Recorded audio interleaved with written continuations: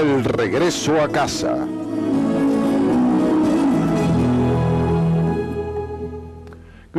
Buenas noches y bienvenidos al regreso a casa. Soy Marcos Groday, su anfitrión para este programa. Este es nuestro primer programa del lunes del mes y en este programa en particular tengo nuevamente a un invitado que ya ha estado anteriormente con nosotros para que nos hable un poco más sobre su regreso. Ya saben ustedes cómo son nuestros programas, en donde estamos limitados por el tiempo. Por lo tanto, el invitado tiene que condensar la historia de su regreso y luego tenemos un tiempo para las preguntas que recibimos. Por eso es que los invito nuevamente para que nos hable un poco más sobre su regreso a la iglesia, sobre las razones por las cuales abrió su corazón a la iglesia. Pero algunas veces descubren algo más después de haber regresado a la iglesia, después de haber estado en la iglesia católica por una cantidad de años, especialmente en comparación con el pasado de donde vinieron, comparado ahora con la iglesia católica y sobre lo que esperaba. Nuestro invitado de esta noche es Michael Matthews, un ex ministro bautista. Michael, bienvenido al regreso a casa. Gracias, Marcos. ¿Hace cuánto tiempo que estuviste en el regreso a casa? Han sido 4 o 5 años. Muy bien, ¿y tú has estado en la iglesia por 14 años? En esta Pascua cumplí 14 años. Bueno, bienvenido nuevamente. Muchas gracias. Lo que hago normalmente en este episodio en particular del regreso a casa, tú ya has hablado sobre gran parte de tu regreso la última vez que estuviste aquí, lo cual tuvimos que condensarlo prácticamente en solo media hora. Entonces, ahora te invitamos para que nos hables nuevamente sobre tu regreso, para que nos des un resumen para la audiencia, para que nos ayudes a entender por qué si fuiste criado bautista, viniste a la iglesia católica. Bueno, como dije anteriormente, yo fui criado con una serie de pasados religiosos. Cuando era un adolescente me vi involucrado en una serie de cosas extrañas, en un despertar espiritual, en lugares raros, por así decirlo. Y tuve una dramática experiencia de conversión cuando tenía 17 años de edad, cuando me puse a leer El Gran Planeta Tierra, el libro de profecías que realmente me atemorizó. Y en ese punto comencé una relación con Jesucristo y nunca insistí en eso hasta que me gradué en la secundaria porque me parecía que no era importante insistir en esta relación.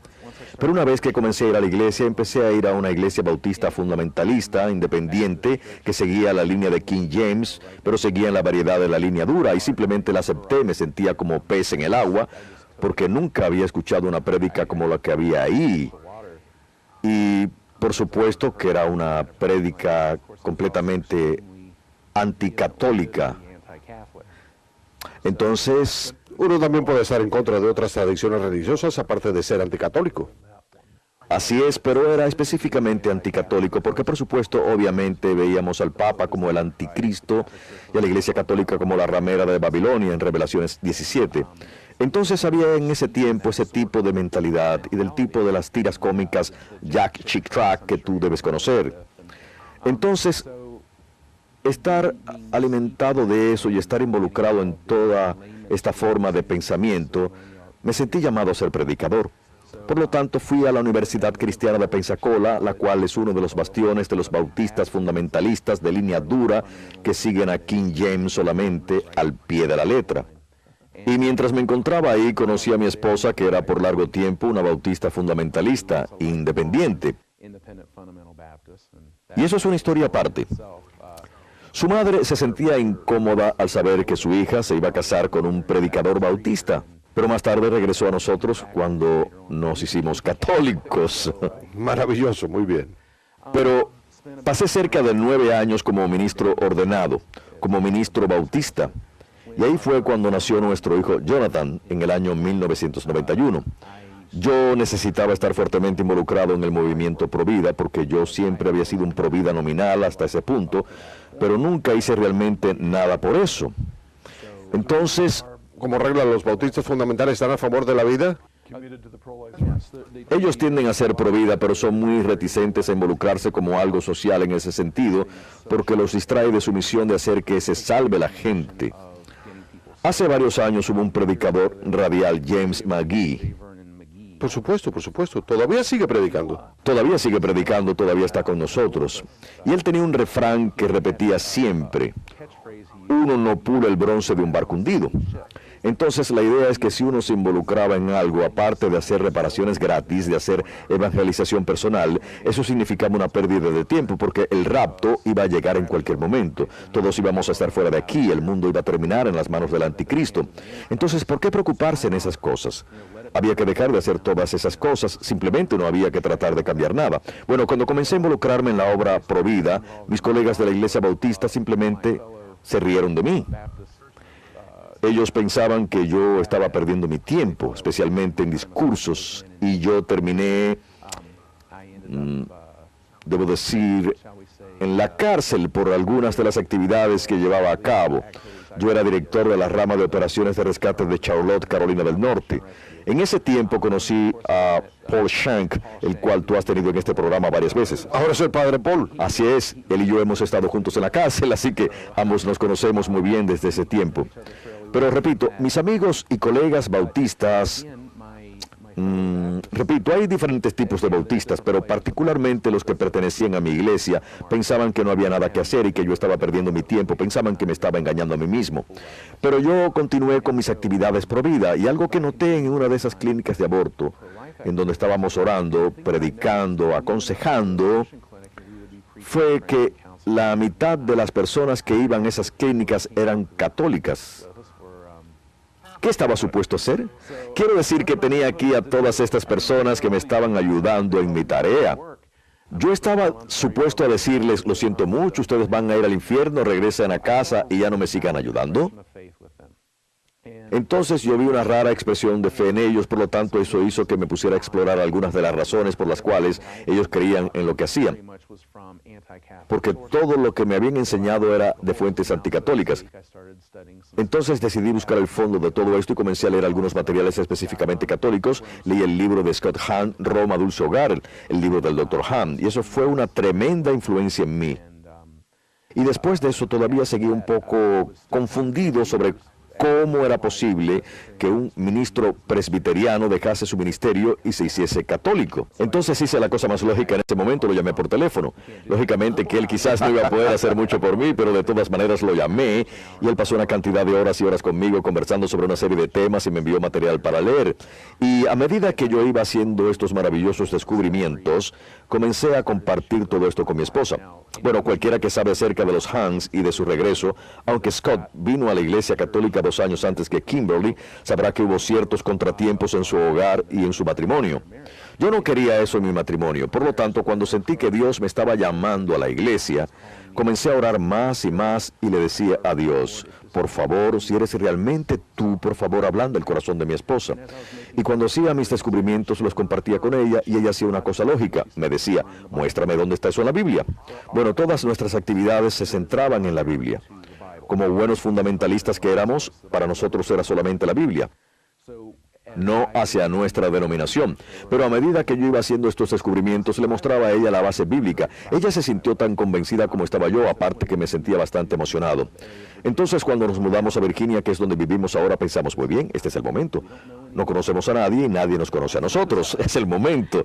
Entonces, terminamos enrolándonos en un programa de catecumenado y en el año 1997 nosotros, mi esposa, mi hijo y yo, nos hicimos católicos, vinimos a la iglesia y eso fue glorioso. Fue algo fantástico. Y nos encanta ser católicos. Probablemente cubrimos esto la vez anterior que estuvimos juntos en este programa, pero si mira en retrospectiva, repito, no es porque sea católico 14 años después, sino mira el pasado, al tiempo de su regreso. ¿Qué diría usted que fueron las barreras claves que evitaban que estuviera abierto a la Iglesia Católica, aunque en su caso probablemente eran bastantes? Era una cantidad de ellas.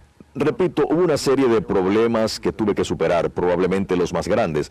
Eran los problemas típicos que tienen los protestantes con la Iglesia Católica: la salvación por la gracia, la fe solamente, la naturaleza de la salvación, la escritura, por la escritura solamente. Por supuesto que cosas como estas, y por lo tanto me di cuenta que no había una sola denominación que practicase la sola escritura, pero esa es otra historia. Pero esas eran las dos cosas principales, y por supuesto otras cosas también, como el Papa, la Eucaristía, la confesión y así por el estilo. Y fue realmente una obra de gracia que Dios nos diera la respuesta que necesitábamos para aclarar todas estas cosas. Y llegamos a un punto en donde no teníamos ninguna excusa para estar fuera de la iglesia, para no estar nunca más fuera de ella. Los dos temas que fueron probablemente centrales para nuestra conversión, mejor dicho, para mi conversión, número uno, fue la Eucaristía, sin ninguna duda. Juan capítulo 6 era algo que yo leía muchas veces y trataba de decirme a mí mismo.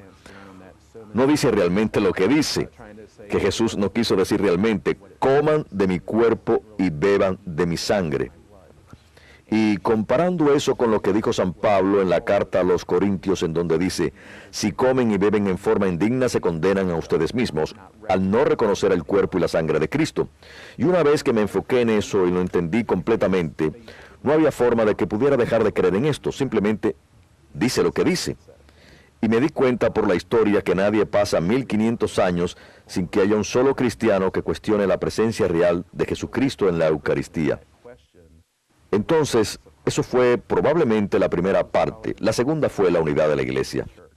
Antes de que continuemos, me gustaría mencionar un tema muy importante, porque yo recuerdo que en mi propio regreso, uno de los problemas que Juan capítulo 6, lo que has dicho tú también está relacionado a mi propio regreso, pero yo creo que lo que me impresionó fue que, quiero decir que el problema de enfrentarnos con los que no son católicos, que no aceptan lo que dice la Iglesia Católica acerca de la Eucaristía, es que cuando hablamos de ese tema, los que no son católicos van a decir, un momento, todo lo que yo veo es una pequeña galleta de trigo. Todo lo que yo veo con mis sentidos es un vaso de jugo de uva, vino. Y lo que es interesante es que en esos 1500 años no hubo ningún comentario en contra de lo que dice la iglesia, porque en los primeros años de la iglesia ellos reconocieron la verdad de este mismo tema y decían que no confiaban en sus sentidos. Correcto. Uno no ve eso cuando estudia los primeros padres de la iglesia. Yo veía algo de eso, pero para mí personalmente mi creencia en la Eucaristía fue mi prueba final de mi creencia en la divinidad de Cristo. Porque si uno toma a Jesús, a su cuerpo físico como fue hace 2000 años, y lo mira bajo el microscopio, uno va a encontrar carne y sangre. Se necesita un gran acto de fe para creer que este carpintero de Nazaret es realmente Dios Hijo, la segunda persona de la Trinidad, Dios encarnado. Bueno, si uno cree en eso, cuesta mucho creer que este mismo Dios se puede convertir en pan y vino para nosotros.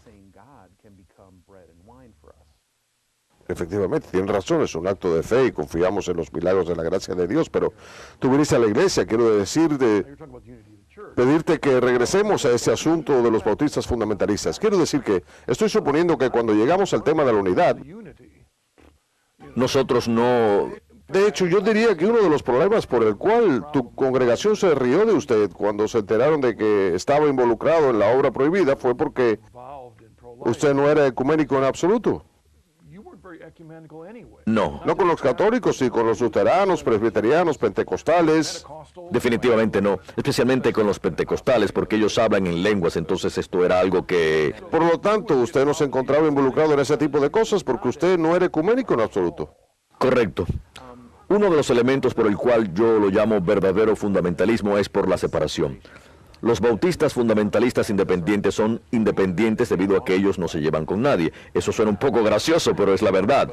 Porque no es suficiente creer los fundamentos de la fe. Uno tiene que separarse de aquellos que no creen.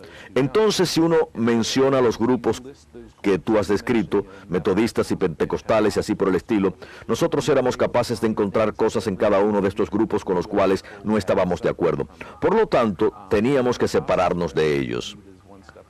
Por ejemplo, con los pentecostales pensábamos que se parecían un poco a los católicos porque ellos creían en la revelación continua, ellos creían en la revelación basada en la Biblia y nosotros decíamos, oh, nosotros no tenemos nada que hacer con eso. En el caso de los pentecostales, alguien hablaba un mensaje en lenguas y otra persona interpretaba y nos decía, eso está equivocado, no podemos aceptar eso porque no está en la Biblia, así que... Sería bueno definir lo que es el fundamentalismo porque... Eso es un problema para... Bueno, yo definiría el fundamentalismo como el protestantismo llevado al extremo. Las iglesias fundamentalistas tienden a ser bautistas en su mayoría. Hay un puñado de universidades y seminarios que producen ministros, además de pequeños institutos de Biblia y así por el estilo. La educación no es algo muy grande en el fundamentalismo. Honestamente, pido disculpas por decir esto, pero es la verdad. La gran diferencia es el elemento de la separación. Lo que cree el fundamentalismo y lo que cree el evangelismo es probablemente algo muy similar. Se trata del elemento de la separación. Y el resultado de todo es, ¿cuál Biblia usamos? tenemos solamente la Biblia King James.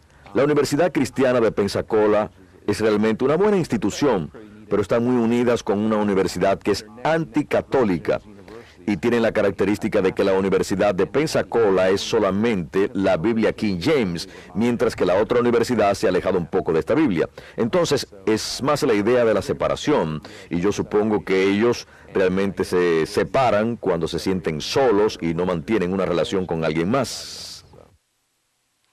Tuviste... es algo intelectual aceptar que, número uno, que tú estabas equivocado acerca de las enseñanzas de la iglesia. Intelectualmente no aceptaba esta autoridad.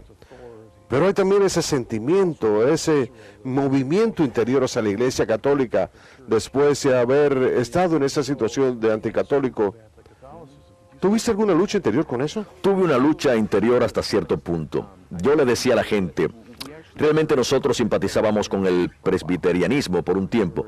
Nosotros nos encontrábamos involucrados con el punto de vista del llamado reconstrucción del cristianismo. Creo que es el término común. Y eso encajaba en el movimiento pro vida. Si no nos hubiésemos hecho católicos, yo le decía a la gente que nos habríamos hecho presbiterianos y luego nos habríamos hecho católicos. Pero desde el punto de vista emocional, sabiendo que habíamos estudiado la historia y sabiendo que por 1500 años, si alguien era cristiano, significaba que era católico. No había otra opción. U ortodoxos, si te hubieses puesto a pensar en ello. Pero inclusive con los ortodoxos, la división de los ortodoxos no fue completada hasta los años 1400 después de Constantinopla. Entonces, inclusive durante los años después del cisma con el este, existía todavía la idea de que debía haber una sola iglesia. Por esa razón, el Oriente pidió ayuda a Occidente para formar las cruzadas. Entonces, ese entendimiento de que por 1500 años había un solo cristianismo y había una sola iglesia. Y Jesús dijo, sobre esta roca edificaré mi iglesia. Bueno, como fundamentalista, yo me sentía como un insecto sobre una hoja que se había caído de un tallo, que se había caído de una rama, la cual se había caído de otra rama que se había caído de un árbol hace 500 años. Y ahora como católico me siento de regreso a mis raíces, estoy de regreso a la iglesia, lo cual significa que estoy de regreso a Cristo. Y es maravilloso, es tan maravilloso formar parte de algo que se remonta a 2000 años y que nos lleva a la eternidad, que llega al cielo, que está en la tierra y es maravilloso.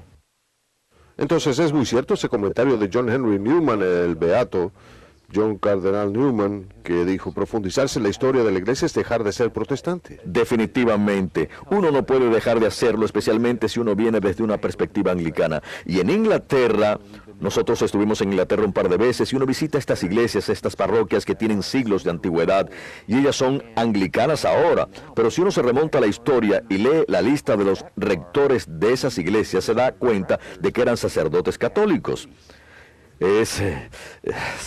Tenemos un correo electrónico de Ann desde Virginia y simplemente quiere una declaración y dice, ¿qué es lo que consideran los fundamentalistas lo fundamental de su fe? Bueno, tradicionalmente la idea del fundamentalismo se remonta a comienzos de los años 1900, en donde los fundamentalistas u ortodoxos, si uno quiere llamarlo así, se vieron desafiados por el modernismo, el liberalismo y así por el estilo.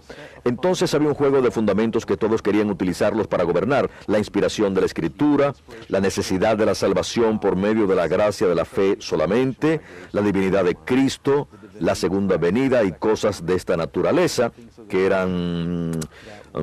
ellos galvanizaron el cristianismo conservador alrededor de todo eso y realmente prepararon un juego de 7 volúmenes llamado Los Fundamentos. Bueno, a medida que pasaba el tiempo, las personas que seguían los fundamentos y creían que tenían una relación personal con Cristo, se convirtieron más y más en evangélicos. Fundamentalistas eran las personas que tomaban los fundamentos y decían, no basta con creer, sino que hay que separarse de aquellos que no creen. Entonces yo diría que el fundamentalismo es el protestantismo llevado a su extremo. Yo diría realmente que el sabor específico de la Iglesia Bautista, que es de donde provenimos, es lo más lejos que podemos llegar desde el catolicismo, ya que todavía somos cristianos. Y uno puede tener una variedad de grupos fundamentalistas. ¿Correcto? Dependiendo de qué tradición estén ellos y en donde ellos se sientan que encajan ahí, pero quiero decir que, por ejemplo, hay calvinistas de los 5 puntos. ¿Correcto? ¿Qué serían los fundamentalistas de los presbiterianos, que los separa de ellos, de los que profesan en general un presbiterianismo un poco más liberal? En el mismo sentido, el metodismo es ese movimiento que salió del Anglicanismo. en una dirección similar. Y hasta cierto punto se puede decir que ellos dan un paso más allá de la línea. Yo hago una gran cantidad de trabajo en la internet, hablando con gente por la internet y así por el estilo. Y hay un grupo en particular que se llama Es Católicos por Cristo. Es un nombre curioso, ¿verdad? Y la dama que dirige este ministerio afirma que es una ex monja y así por el estilo. Y yo converso con ella y le pregunto, ¿a dónde va usted a la iglesia? Bueno, ellos tienen una casa iglesia. Ellos se reúnen en una casa porque realmente no pueden encontrar una iglesia que esté de acuerdo con la creencia que tienen ellos. Bueno, a veces van a una iglesia bautista fundamental independiente, pero aún así no es lo que ellos buscan. Entonces es una multiplicación por división. Si a uno no le gusta lo que ve, entonces comienza su propia denominación. Y llegan a un punto en donde en particular llegan a negar la Trinidad porque es algo católico. Ya veo. Entonces dan un paso fuera de la línea. Tradicionalmente en la Iglesia Católica nosotros lo llamamos el banco de tres patas, que nos ayuda a entender lo que es la verdad, las Sagradas Escrituras, la Sagrada Tradición y el Magisterio en unión con Pedro. Exacto. Cuando usted mira al pasado, en sus días como bautista fundamentalista, ¿pensaba en el banco de tres patas? Lo hacíamos, pero no lo reconocíamos como tal. Y yo digo eso debido a que, repito, para la gente que afirma creer en la sola escritura, ellos no lo hacían. Ellos tenían su propia tradición y así por el estilo. Nosotros sosteníamos ciertas cosas que eran casi como las Sagradas Escrituras. Por ejemplo, los colegios dominicales. Los colegios dominicales son una institución que existía hasta los años 1700. Y sin embargo, hoy en día la mayoría de las iglesias fundamentalistas van a decir, ¿cómo administran ustedes los colegios dominicales? Esa es su forma de pensar. No preguntan cómo administran la iglesia, sino cómo administran los colegios dominicales. Quiero decir que no hay nada malo con los colegios dominicales, sino que ese es un ejemplo de una tradición que han tomado. Y uno también puede encontrar otras cosas como la teoría del rapto, sobre todo este asunto de la dispensa. En lo que respecta al magisterio, es interesante saber que ellos crearon su propio magisterio. Porque hay pastores fundamentalistas que afirman tener más autoridad de la que afirma tener el Papa. Ellos son maestros que tratan de controlar los detalles íntimos de las vidas de las personas. Y para bien o para mal, ellos terminan teniendo más autoridad que la que tiene el Papa en la Iglesia Católica. Muy bien. Cuando usted habla de este grupo de excatólicos que son dirigidos por una ex monja, quiero decir que ellos rechazan la tradición sagrada. Ellos rechazan el magisterio, pero una vez más, ellos han establecido su propia tradición, su propio magisterio, centrado en esta ex monja. ¿Correcto? Y tienen su propia interpretación de las Escrituras. Y tan pronto como uno abandona la tradición sagrada y el magisterio, inmediatamente comienzan a aparecer nuevamente las antiguas herejías que fueron determinadas como herejías. Definitivamente. Ellos rechazan la Trinidad, tienen su propio punto de vista sobre la ordenación y su propio punto de vista sobre la divinidad de Cristo. Definitivamente. Cuando usted mira al pasado, hace 14 años, ¿hubo algunas otras cosas que descubrió en el proceso que le hicieron sentir más contento de estar en la iglesia? Bueno, obviamente que hay una serie de cosas para ver cuando tú estás en la iglesia por un número determinado de años. Tú descubres una serie de cosas más que cuando recién estabas ingresado a la iglesia. Lo más grande que me impactó a mí fue cuando yo me encontraba conversando con un sacerdote. Realmente estaba atendiendo una de sus clases de la Biblia y él hizo una afirmación de que Dios no estaba principalmente interesado en tener una relación personal con uno. Y viniendo de un pasado evangélico fundamentalista, yo pensé y dije, eso me parece a mí bastante extraño. Y le pedí que me aclarase ese punto. Y él me dijo, Dios no está principalmente interesado en tener una relación personal contigo en forma individual. Su meta principal es que uno sea miembro del cuerpo de Cristo. Entonces, una vez que uno es miembro del cuerpo de Cristo, entonces uno puede tener realmente una relación personal. Bueno, eso me condujo a otras cosas, porque repito, esto me parecía bastante extraño para mí, en mis antiguos años de fundamentalista, cuando hubo un tiempo en que lo único que escuchaba era aceptar a Cristo como tu Dios personal y Salvador. Pero cuanto más estudiaba, cuanto más leía, me daba cuenta de que eso era verdad, de que la meta principal de Dios, necesitamos ser miembros del cuerpo de Cristo, y luego podemos establecer una relación personal. Cuando Jesús dice, yo soy la vid y ustedes son las ramas, nosotros somos esas ramas que necesitamos estar unidos a Cristo. Y una vez que estamos unidos a Él, entonces nosotros podemos tener esa relación personal, porque es como la vid, el fruto fluye de la vid, el Espíritu Santo, y entonces nosotros podemos construir una relación personal con Él. Y eso revolucionó mi concepto sobre la salvación, justificación y tantas cosas que encontramos en la iglesia. Porque no estamos salvados principalmente como individuos, sino que estamos salvados como miembro del cuerpo de Cristo. Y si nosotros no reconocemos como mucho del truncamiento que vuelve a poner nuevamente algo de la historia, cuando... Y yo me sentía de la misma manera, pues yo buscaba una relación personal, porque en el Antiguo Testamento la relación es una parte del pueblo de Dios. ¿correcto? Todo el pacto es con el pueblo, con un grupo de personas, y la relación con Dios es una parte del pueblo. Y luego inmediatamente saltamos al individualismo, sin darnos cuenta que era realmente el resultado de nuestra reacción protestante contra la iglesia. Exactamente, exactamente. Pero tiene sentido esta idea de...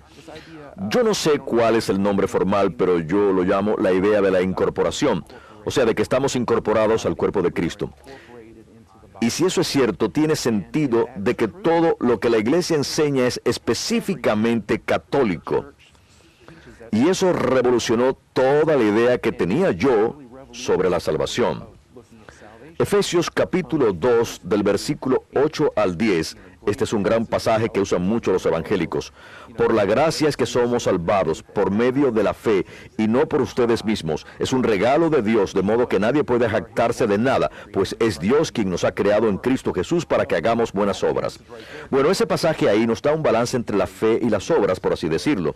Pero más que eso, si uno se fija en la primera afirmación, uno es salvado por la gracia por medio de la fe y no por nosotros mismos. Y como evangélicos fundamentalistas, ¿qué significa eso que está hablando? Que estamos salvados por la gracia de Dios, y la gracia de Dios es un regalo. La fe es de uno. Uno tiene que escoger o aceptar a Cristo, pero la gracia es un regalo. Eso no es lo que dice San Pablo. Él dice que uno es salvado por la gracia por medio de la fe y no por nosotros mismos. Entonces, si la fe no lo salva a uno, ¿la fe de quién es la que lo salva a uno? ¿Cristo? Es su fe la que lo salva a uno principalmente y se convierte en la fe de uno. Eso explica por qué somos bautizados cuando somos unos bebés. Eso explica muchas otras cosas más. Esta idea de la salvación incorporada, de la incorporación, tiene sentido cuando hablamos de la predestinación. Si uno estudia lo que dicen las Escrituras sobre la predestinación y la elección, uno no encuentra en dónde Dios elige a ciertas personas individuales para que sean salvadas y el resto se van a ir al infierno. Lo que uno encuentra es que nosotros en forma corporativa somos elegidos, que nosotros en forma corporativa somos predestinados, lo cual significa que yo como parte de nosotros estoy predestinado. Y si yo no formo parte de ese nosotros, entonces no lo estoy. A ciertos individuos, especialmente en América, quiero decir que esa es nuestra forma de pensar, que ese pasaje, vamos a hacer una pausa dentro de un rato, pero ese pasaje al que acaba de referirse en el contexto de Efesios, otro aspecto de eso es que San Pablo, uno puede ver el pasaje y ver que Pablo no se está refiriendo al fin de la vida, pero por la gracia uno es salvado de esa antigua forma pagana de vida, no porque cuando uno era pagano hizo grandes obras, sino que por la gracia uno ha salido del paganismo y ha entrado al cuerpo. Correcto. Ese es el contexto de lo que él está hablando ahí. No es que cuando eres pagano eres bueno y entraste al cuerpo de Cristo, sino que todo eso es obra de la gracia de Dios. Y aparte de eso, nosotros somos salvados. Si nosotros somos salvados y formamos parte de este cuerpo, la salvación de Dios no significa que voy inmediatamente al cielo, sino que significa que voy a estar conformado a la imagen y semejanza de Cristo, y el cielo es el beneficio. Muy bien, vamos a hacer una pausa y regresaremos en unos momentos para algunas preguntas más para nuestro invitado, Michael Matthews, ex ministro bautista. Bienvenidos nuevamente al regreso a casa. Nuestro invitado de esta noche es Michael Matthews, ex ministro bautista. Estuvimos hablando acerca de la justificación y quiero presionarlo un poco sobre el mismo tema porque lo que nosotros, ¿en qué otras formas? Si piensa al respecto al venir a la iglesia, descubrió que había tenido una forma de pensar donde tenía que pensar nuevamente. Y la justificación es una buena idea, simplemente todo el entendimiento de lo que significa estar salvado. Uno tiene que moverse del entendimiento individualista. No hace un giro completo de 180 grados, como si Dios no tratase con nosotros como individuos, por supuesto que lo hace. Así lo dice en la primera de Juan, versículo 3. Tú eres hijo de Dios, tú lo eres. Cuando reconocemos eso, pero cuando Él dice hijo, eso lleva a la idea de que uno es parte de una familia. Efectivamente. De que uno es solamente un individuo. ¿Qué otras cosas descubrió en el proceso? Quiero mencionar nuevamente la idea de la incorporación como parte del cuerpo. Todo lo que nos enseñaron como evangélicos, lo que sucede en la salvación. Cuando uno acepta a Jesús como su Salvador personal, tus pecados son perdonados, tú recibes el Espíritu Santo, te conviertes en hijo de Dios. ¿Por qué es verdad todo eso? Nosotros nos convertimos en hijos de Dios porque nos convertimos en uno con el Hijo de Dios. Nosotros recibimos el Espíritu Santo porque Él es la fuente del Espíritu. Nosotros recibimos el perdón de los pecados porque Él no tiene pecados. Todo eso, todo lo que es verdad para nosotros se debe a nuestra unión con Cristo. Y si yo puedo confiar en la salvación, eso significa estar en unión con Cristo. Y eso explica una gran cantidad de cosas en la Iglesia Católica. Explica el purgatorio.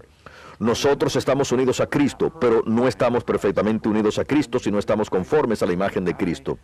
Cuando morimos, entonces el purgatorio es el que termina el trabajo. Nos convertimos conformes a Cristo. No estamos en el cielo. Exactamente. Así es, y algunos bautistas cuando oyen esa palabra piensan en otra cosa. Ellos piensan que el purgatorio es otra oportunidad para llegar al cielo, que está en el tercer lugar. Ajá. Uno es salvado por la gracia, ya que uno forma parte del cuerpo. Pero uno todavía tiene la ropa sucia y tiene el alma sucia. Efectivamente, el purgatorio es el lugar del fango del cielo. Ahí es donde nos quitamos las ropas sucias, de modo que no ensuciamos la casa de Dios. Pero si uno tiene la idea de que Dios es un fuego que consume lo malo, que es completamente santo, que no puede existir ningún pecado ante su presencia, la única esperanza que tenemos de estar ante su presencia es estar unidos a la única persona que puede lograr eso, y ese es Jesús. Muy bien, tenemos un correo electrónico de Steve desde Nueva Jersey. Dice, yo soy un creyente en la Biblia, seguidor de Jesús, y no entiendo por qué todos ustedes que son católicos confían en María, los santos, y hacen buenas obras para llegar al cielo. Todo lo que ustedes necesitan hacer es aceptar a Jesús como Señor y Salvador, y ustedes tendrán vida eterna. ¿Por qué añaden ustedes tradiciones inútiles a la palabra de Dios? Bueno, nosotros no lo hacemos. Esa es una respuesta corta. Cuando hablamos de las tradiciones, nosotros también hemos hablado que las otras denominaciones tienen sus propias tradiciones. Nuestra tradición, con letras mayúsculas, es autorizada porque proviene de las mismas escrituras. Yo muchas veces le digo a las personas, si ustedes tienen problemas con lo que dice la escritura y lo que dice la tradición, piensen que nosotros pensamos en la tradición con letras mayúsculas. Hablamos de cosas que han sido escritas. Pero nosotros no adoramos a María. Nosotros no creemos que solamente las buenas obras nos salvan. No creemos en ninguna de estas.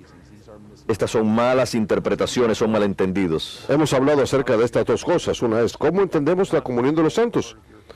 Porque eso usted no lo tuvo cuando perteneció a la iglesia bautista, fundamentalista. Número dos, el lugar de las obras. Muy bien, la comunión de los santos yo lo puedo reducir. Y ayuda a reducirlo realmente a dos cosas. Los santos son nuestros compañeros de oración y modelos que tenemos que imitar. Eso es todo.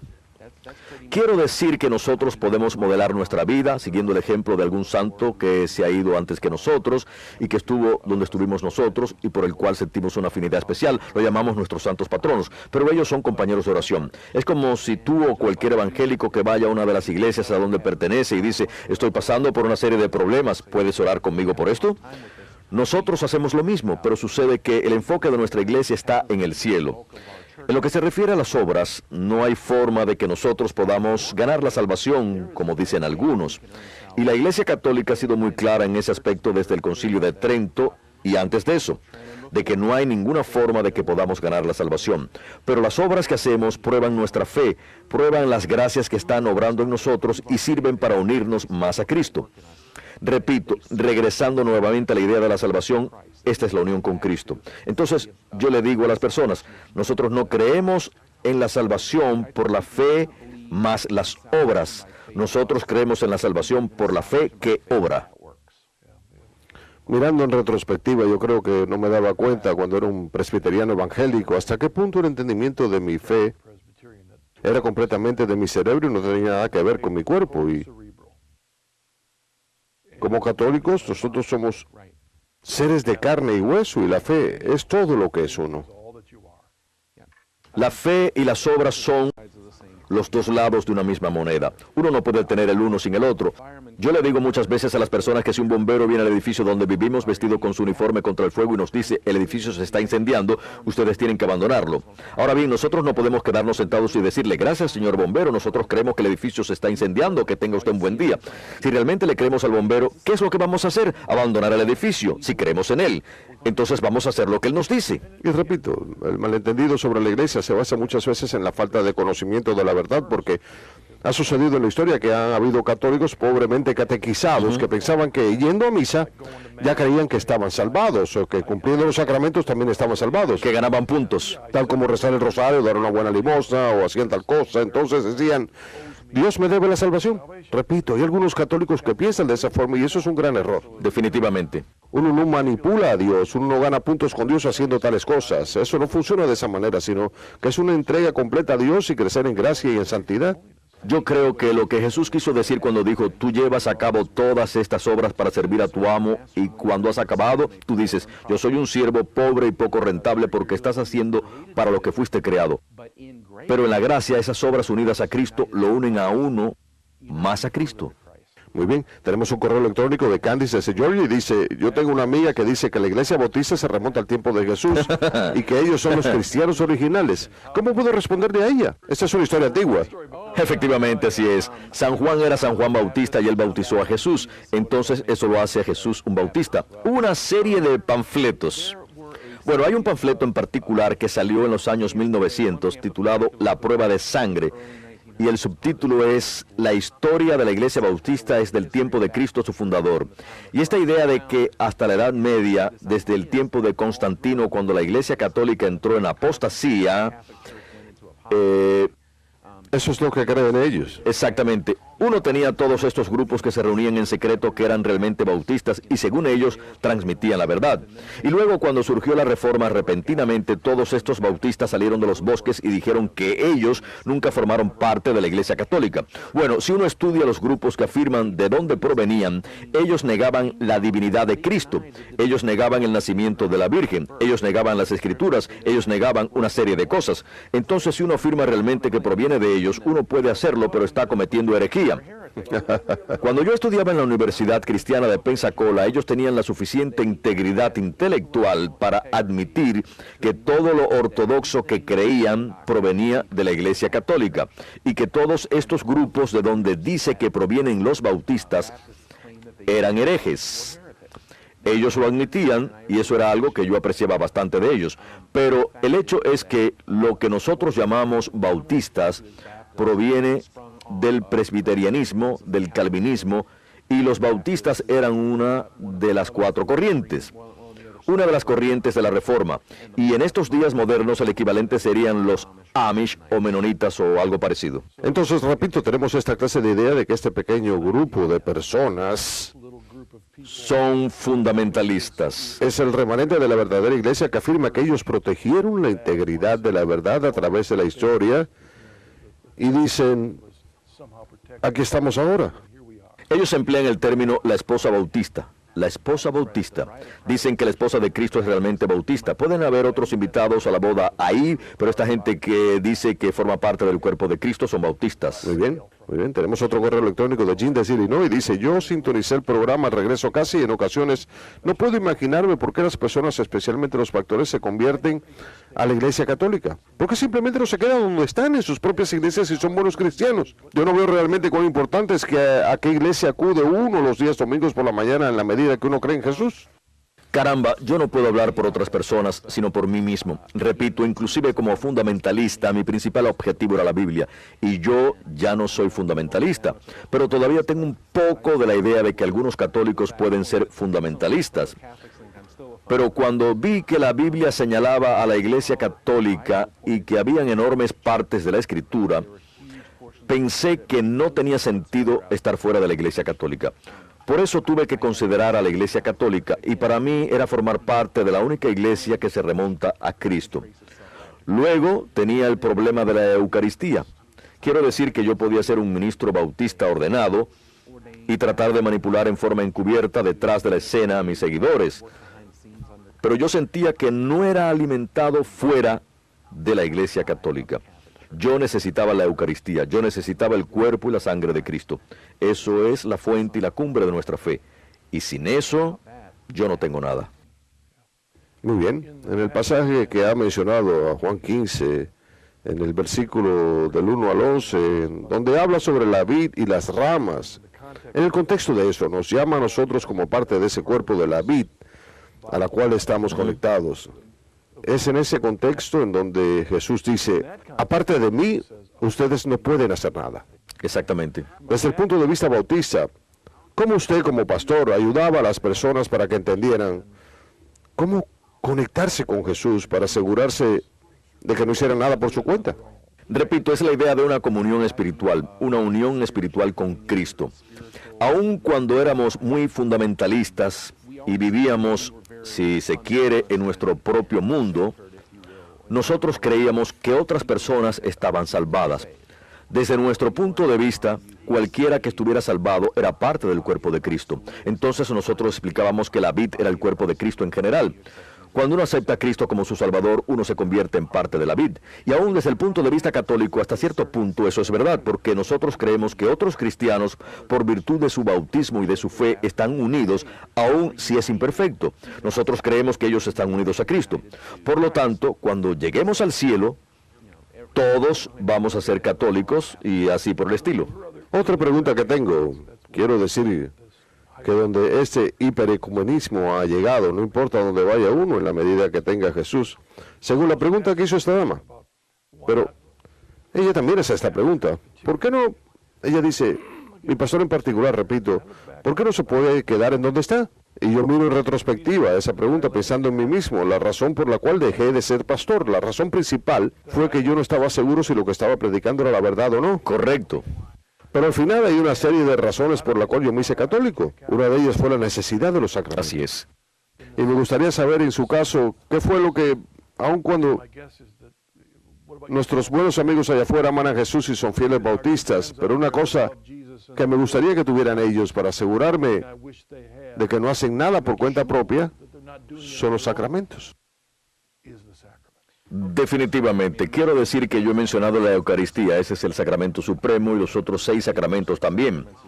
Por supuesto que como bautistas fundamentalistas, nosotros no teníamos sacramentos, ni siquiera los llamábamos así, sino que los llamábamos ordenanzas porque no queríamos sonar como católicos de ninguna manera, si los llamábamos como tales. Pero la idea de los sacramentos, de que son cosas físicas que pueden afectarnos espiritualmente, es algo que es bastante raro para la forma de pensar fundamentalista. Pero repito, cuando estudié las Escrituras, encontré todo lo opuesto. Encontré que los sacramentos están mencionados en las Escrituras. Y probablemente la mejor ilustración de un sacramento, aun cuando no es algo sacramental, sería el de Jesús cuando sana al hombre que nació ciego. Jesús simplemente no lo tocó y le dijo, ya estás sanado, salvado, puedes irte a tu casa. No, él se puso de pie, formó un barro con su saliva y lo colocó en los ojos del ciego y le dijo, anda, lávate en el estanque de Siloé. Él usó algo muy físico porque, repito, uno tiene al Creador que me hizo a mí del polvo de la tierra y usó el mismo polvo para sanar a su creación rota. Y eso es lo que son los sacramentos. Dios usa algo físico para sanarnos espiritualmente y algunas veces también físicamente. Yo estaba pensando en el primer milagro en la boda de Caná. Él no solamente produjo vino de la nada, él cambió el agua en vino. Agua corriente. Así es, quiero decir que él usa lo físico y nosotros cuando éramos protestantes nos manteníamos alejados de lo físico. También quiero decir que hay algo de neoplatonismo aquí. Me refiero a la idea de... Y tú también has escuchado esto, estoy seguro, cuando eras evangélico, que uno tiene este enorme vacío entre nosotros y ellos, entre lo espiritual y lo físico. Y hay un enorme cañón, y Jesús es el puente que une este cañón. Bueno, esta es también una de las cosas que causó una gran influencia en mí. Recuerdo que un sacerdote dijo, Jesús no es solamente un puente, sino que Él llena ese vacío. Él no solamente une como puente ese vacío, sino que lo llena completamente. Entonces lo físico se puede convertir ahora en un canal de gracias. Muy bien. Tenemos un correo electrónico de Abby desde Carolina del Sur y dice, ¿cómo podemos saber que la iglesia no sucumbió a la apostasía en los primeros años después de la muerte y resurrección de Cristo? Quiero decir que hay muchas opiniones diferentes de personas que dicen, ¿cuándo se salió la iglesia de su lugar? Correcto. ¿Pero cómo podemos saberlo? Yo diría, ¿cuán lejos tiene que irse uno para probarlo? Yo leo los Hechos de los Apóstoles, capítulos 1 y 2, y esto es algo que como fundamentalista escuchaba que siempre decían, tenemos una iglesia del Nuevo Testamento, queremos una iglesia del Nuevo Testamento. Muy bien, ¿cómo era la iglesia en el Nuevo Testamento? Según Hechos 1 y 2, tenemos la sucesión apostólica cuando Judas es reemplazado y los sucesores llaman a una reunión de obispos. Tenemos a Pedro, que es el jefe de todos, tenemos el bautismo, que ya hemos mencionado. Arrepiéntanse y bautícense para el perdón de los pecados y ustedes verán el regalo del Espíritu Santo. Menciona el bautismo de infantes para las promesas para ustedes y sus hijos. Entonces, partimos de ahí que la gente tenía la Eucaristía. Ellos se reunían para la partición del pan, ya sabes lo que es eso, y las oraciones. No solamente en la oración, sino las oraciones, lo cual significa que ellos tenían una liturgia. Entonces tenemos la liturgia, tenemos la Eucaristía, tenemos a Pedro como obispo supremo, tenemos obispos, tenemos bautismo y muchas otras cosas más en esa generación. Yo también quería una iglesia del Nuevo Testamento y yo la encontré. Así es. Y luego los padres apostólicos, que fueron aquellos que escribieron, que fueron convertidos por los mismos apóstoles y les transmitieron esas mismas ideas. ¿Estudiaste todo eso en una universidad bautista? Muy poco, porque nosotros no queríamos parecer muy católicos y, por supuesto, si uno se involucraba en los padres apostólicos, San Ignacio de Antioquía dentro del primer siglo se refería a la iglesia como católica. Entonces nosotros hablábamos solo un poco de eso en la historia de la iglesia, pero no hasta el punto. Nosotros escuchábamos mencionar a hombres como Agustín y Tomás de Aquino, pero nunca nos dijeron que eran santos, o sea, que les conocía como San Agustín y Santo Tomás de Aquino. Simplemente que eran unos buenos cristianos. Así es, y si eran buenos tenían que ser bautistas. Tenemos un correo de Bernie desde Nevada y dice, yo tengo algunos amigos que no son católicos y que están en la idea del rapto y piensan que ellos van a ser llevados al cielo muy pronto. ¿Cómo puede un católico responder a su creencia en el rapto? Bueno, en primer lugar, los católicos creemos en una cierta forma de arrobamiento o éxtasis, como lo dice Santa Teresa de Ávila, pero en el sentido de que creemos en la segunda venida. Eso es bíblico, también es doctrina católica. Cuando regrese el Señor vamos a tener un encuentro con Él, no hay ninguna duda al respecto. Cuando uno llega a la parte difícil es cuando uno llega a los eventos que rodean todo esto, la teología que rodea todo este evento.